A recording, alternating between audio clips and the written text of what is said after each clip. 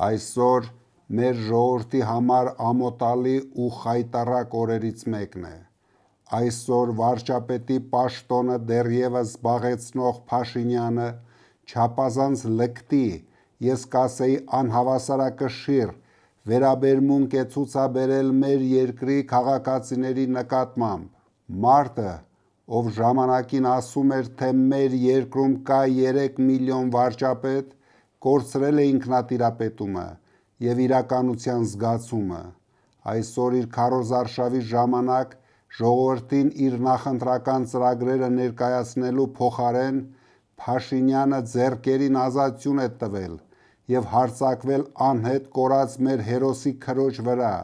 և շրջապատված լինելով թիկնապաներով Փաշինյանը հարձակվել և վիրավորել է երիտասարդ տղամարդու։ Եվ այսպես շարունակ։ Սիրելի հայրենակիցներ, ուզում եմ ձեզ մի բան ասել.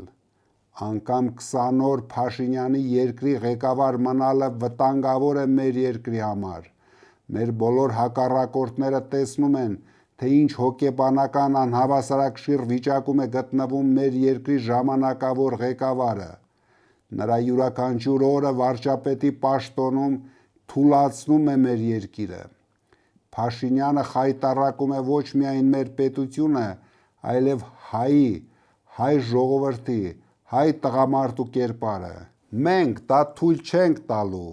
Հունիսի 7-ին մեր ժողովուրդը վերջ կտա ազգային խայտառակությանը։